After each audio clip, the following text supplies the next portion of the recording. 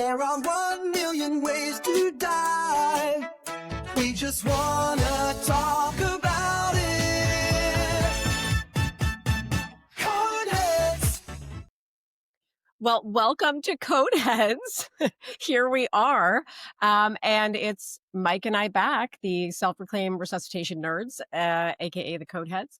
And we wanted to have an episode here where we are just kind of reacting to the 2025 ECC guidelines that have just come out for resuscitation. And I know that it was such a hot topic that some of the interwebs went down because people were waiting for them to go live and looking at them. And there have been some initial reactions we've seen, and heard about, but we wanted to just give our reactions to our maybe top 5-ish for each of us, thoughts and feelings on various topics that we read about that really have hit home. And then we're gonna deep dive in the upcoming episodes. Yeah, we'll deep dive on each topic. And to say the least, the immediate reaction last week when the guidelines were revealed on Wednesday, I mean, they were visceral to say the least, and almost truculent, if you will, because people were just almost fuming.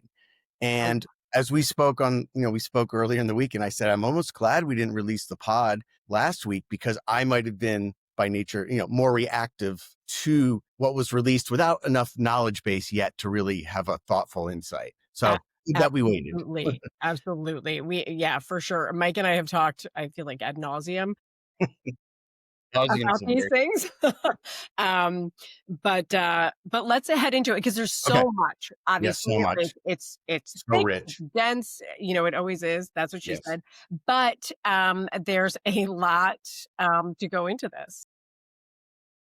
Yeah. So I will say that my biggest bear bug, if you will, which I believe is a British way of saying my biggest irritation, is the guideline verbiage related to mechanical CPR. Mm-hmm. I'm just going to throw that out there as my top. Mm-hmm. Well, I have a couple tops, but that's one of my tops. I think that whilst the research shows that we're never going to have a randomized control trial. We can't do that. We can't knowingly allow someone to have poor manual CPR while there's a machine next to them, with someone also in sudden cardiac arrest doing it, perfectly, and just sit there and watch and see what happens for the outcome. It's unethical. It's never going to happen. Right.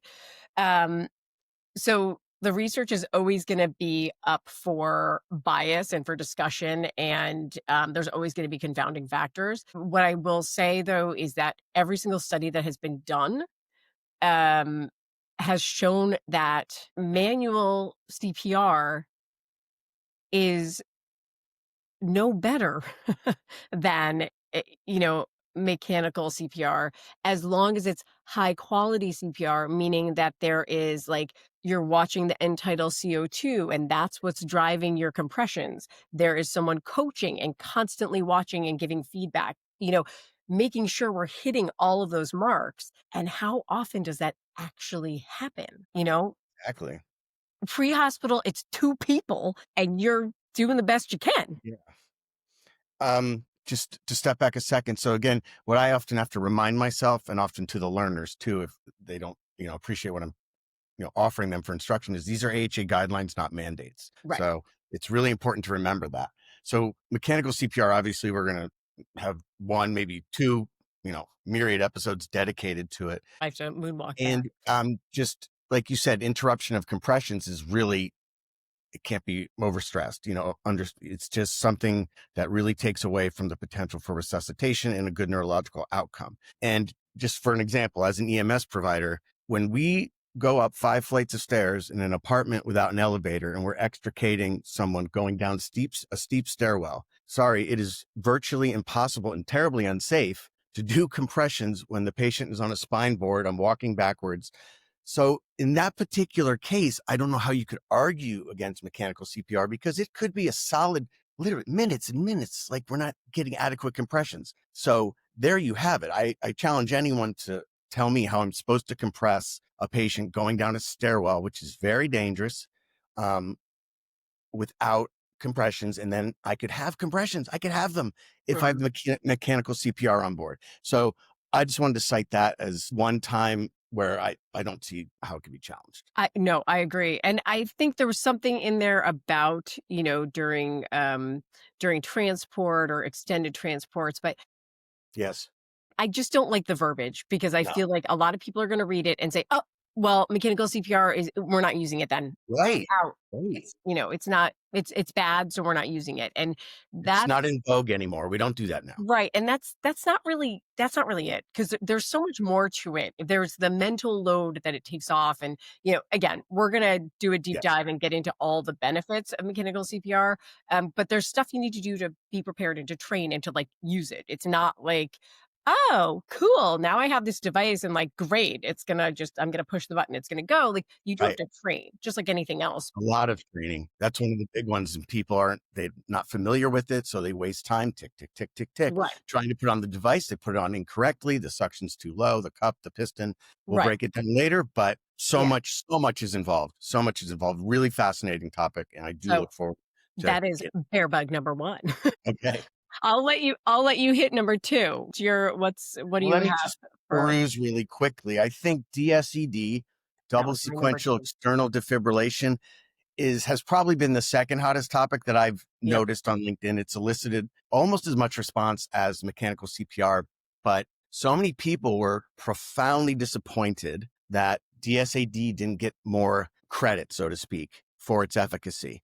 Yep. And I can understand the reasoning why from the AHA standpoint, and I could understand the other side of it where people are just like, we need to be doing this. We need to be doing this. There's a study, there's, dose v fib trial, which we'll break down as well, that if you read that, the immediate reaction is, wow, let's start doing this immediately, which, you have to be measured with what data is presented to you and in which way. However, I'm very intrigued by DSED. I do think it's going to be more prominent, but I'm a big fan. Okay. It's my opinion, and I'm going to reveal my opinion on this show. I think we might Whether know. it's right or wrong, that's how I And roll. and I But know that it was seen as like, initially like, no, don't do it.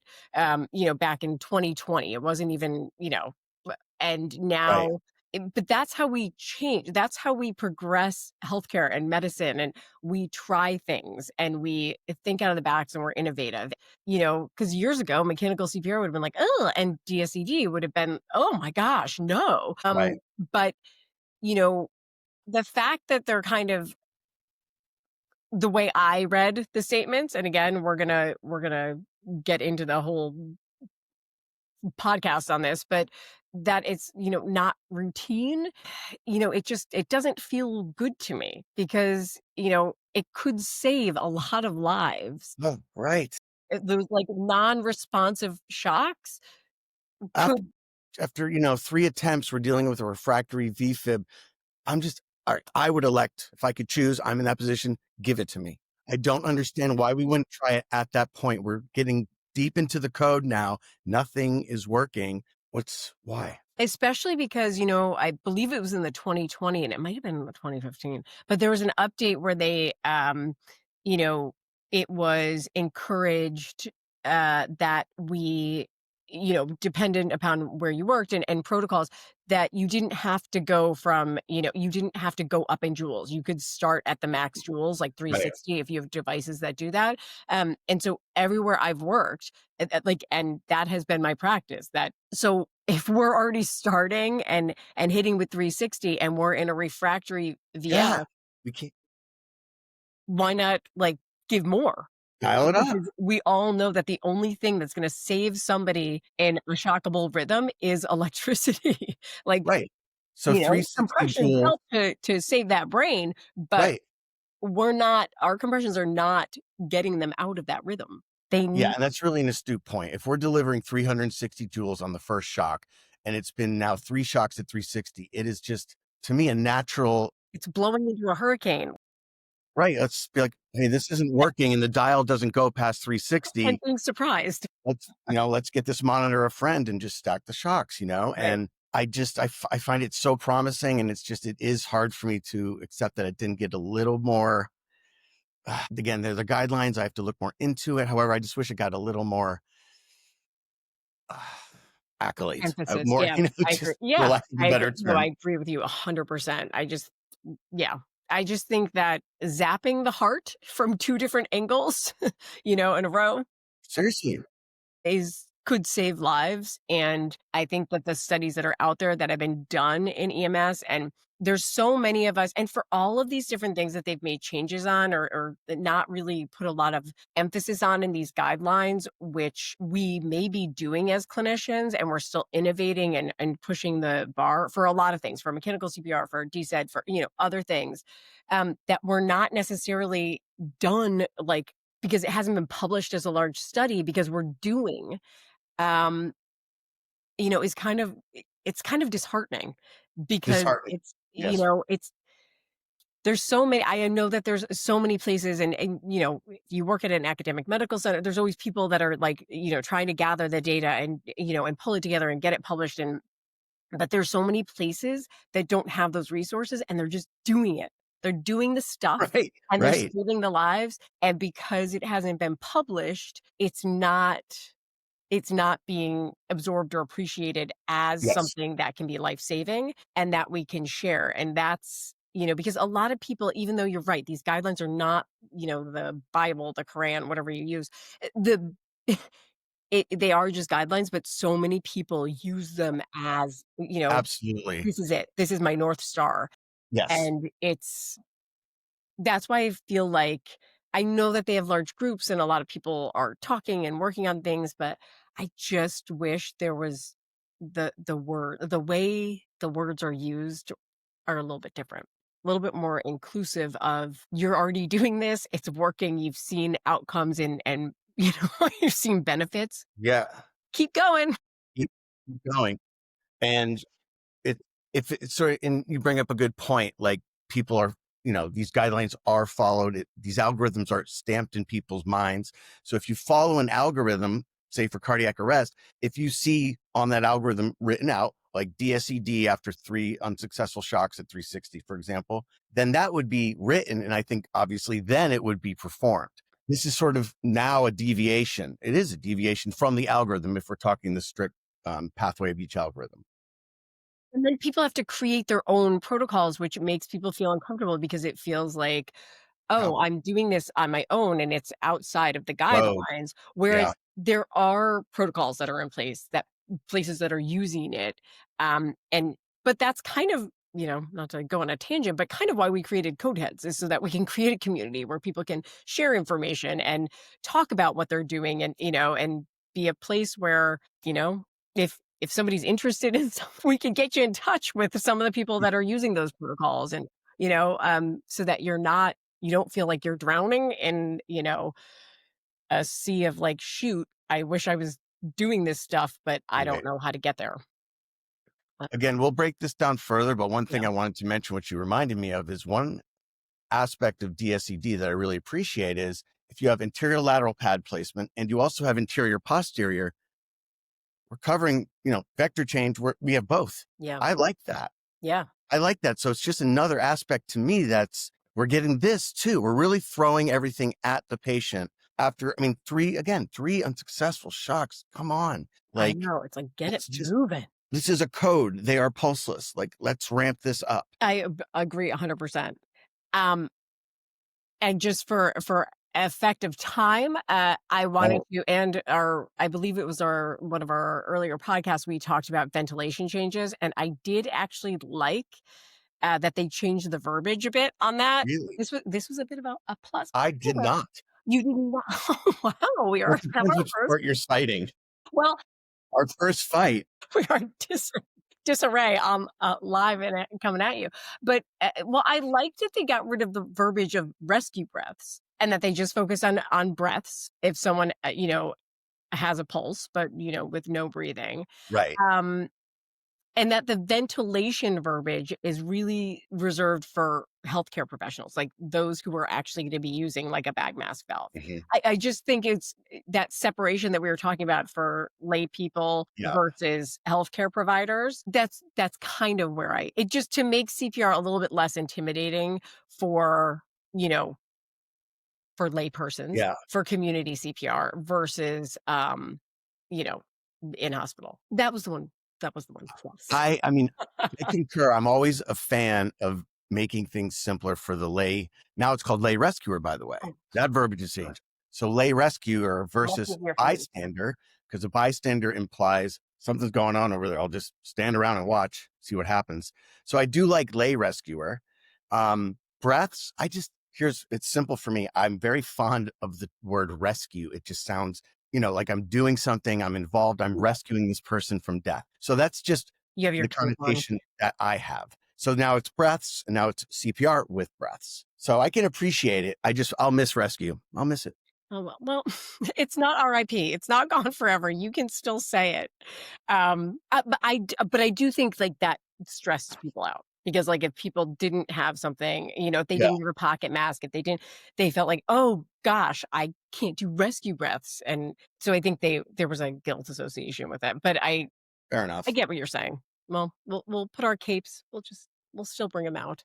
But as we always state, words matter. Correct. With CPR, it's about communication. And if a tweak will enable just one more person, to step up, like I'm not a bystander, I'm a lay rescuer, then I won't argue it. Correct. No, yeah. And obviously, so we were kind of in agreement, just not totally. Yeah. Sort of. What was next on your list? I'm just going through. I mean, Fire. choking's very interesting to me. Very, very interesting to me. Mhm. I'll just hit that briefly. Yeah, back blows are all of Correct me if I'm wrong. Yeah. ILCOR and the Red Cross for adult choking has always been back blows, 5 back blows, 5 abdominal thrusts. Okay. The AHA was solely up to these guidelines, abdominal thrusts alone, which just always made sense to me, intuitively. Like that's the performance you want to do. I always worry about if you hit him in the shoulder blades, the object could, go down. Go further down the trachea. The fact that that's changed, I think I really want to look more into it. Definitely. So I'm just mentioning what they've done. So for those of you that don't know, when someone is choking, an adult's choking, they make the universal sign, we get behind them, abdominal thrusts. Right. Abdominal thrusts. That's it. And we do that until the object emits or they go unresponsive. Now we're going to incorporate back blows and then abdominal thrusts, which is what we've been doing on infants. The HA, that's how we treat infants, an abdominal thrust, but we go treat the back, and then we treat, the front side. Yeah. Well, I think that's pretty interesting to me. And again, I just really want to explore. Because it also, it feels like a lot of movement. You know what I mean? At least thinking about it a lot. I mean, it just seems like a lot of choreography and in the effort of, simplification, it feels like if we're going to teach, Seriously. Seriously. community-based classes, it's like, okay, now go around the back and, and now the front. And especially when there's, larger people and it's difficult to get around, but maybe that is why they incorporated it because it's sometimes really difficult to do the abdominal thrust. And so maybe, I don't know. Again, that's something we need to dive into. But so these are our initial thoughts. Don't think we're moronic if you're listening to this. Well, just one quick addition is it's always important to remember to remind that everything we've spoken about, mechanical CPR, DSED, now choking, everything is situational. It's within the context of the situation before you, the circumstance. I was talking to a mutual friend of ours today. He's an instructor. He's 6'6". I'm not getting to that back for back blows without a step stool, but I can get him good with abdominal thrusts. That's a situation where I'm not going to deploy the AHA guideline. Right. There you go. Right. And that's spot on. And I was actually thinking about that. Like, what do we do? Jump up and whack, Right. And I don't want people to get stuck in their head. I have to get up there because that's the first thing I'm supposed to do. I can't reach. So I'm going to jump and do it. I'm going to get this stool. Or tell the person to bend down. Climbs on down. Instruct you what to do while you're panicking. So again, it's that to me though. Yeah. I question that, I guess, just because it's so simple to have one thing to do. If you're the lay rescuer, I have one thing to do.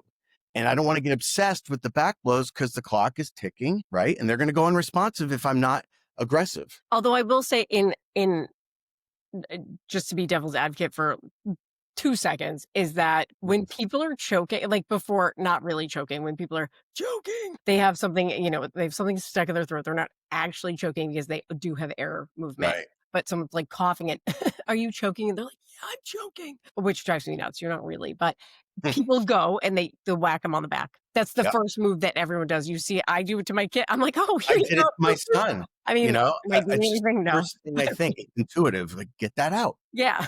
But again, if someone's, that tall or I just can't get to the back, I just need to remember, all right, just go here. Just do Yeah. abdominal steps. And we wanted to keep this high and tight. And I'm just going to say there's one other thing that is a bit of a Oh, bed bug. I know we have so much. wow. But my did have one not big concern. I am not in love with the fact that there has been kind of a downgrade of the emphasis on the cardiac arrest centers for transportation of patients. Mike and I talked about this a little bit offline, but one of my big things, and I think for a lot of the research that has been looked at, the last guidelines were kind of pumped out at the end, like in the height of COVID, right? Yeah. In 2020. And then now a lot of the research and a lot of the studies are being done in that post-COVID world, which is, we're down. We lost 100,000 nurses, nationally in the US. We are down EMS. I don't even know what the percentage is, and I Right. should because I just said one for nursing. And, providers are burnt out. We've lost a ton of physicians. We're losing people left and right. People are burnt out. Practice changes have been rapid fire and fast, and a ton of them based on how, COVID was changing and all sorts of other things, surrounding it, which probably shouldn't have even been an impact, but they are, and I'm not going to talk about it. Yes. But it's in the back of my head that we're making guidelines and practice changes based on things now that, I don't know, in this new world that are really, Environmental. yes. Yes. And how long, I don't know. It feels like, I don't know. I'm not married to the fact that maybe the research would be different if it was just a little bit longer out. And I know they have to make a change, and I know that, they Right. have to look what the research is at the time, but it was in a really rapidly changing Yeah. world when a Fluid. lot of this stuff Fluid. came out. Yeah. Right. No. And I agree. I did think about the different eras, so to speak, and the approach might be, not married, but linked to, this different, 2020 and 2025, big difference in this time period for medical care. 100%. And for resuscitation. That was a wrinkle in time to me, the COVID, like it was just everything changed, Right. about how we approach people, how, with the code, we weren't bagging them until respiratory showed up. I mean, everything was different, so. And I think that's interesting to keep in the back of our minds. And as Mike and I, we're going to do a second episode on also our initial thoughts. Yeah. And handle it all today. We can't constrict it. So Yeah, we're gonna, we can't. So we're going to have some more thoughts. that's our And we hook. want- That's our hook. So you come back next week. yeah, come on back. And we want to get your thoughts as well. So Totally want your thoughts. We've bloviated enough. Come on, insert comments. Love to hear what people have to say. yeah, let's go, CodeHeads. CodeHeads. Well, happy National First Responders Day. There are 1 million ways to die. We just wanna talk about it. It's Code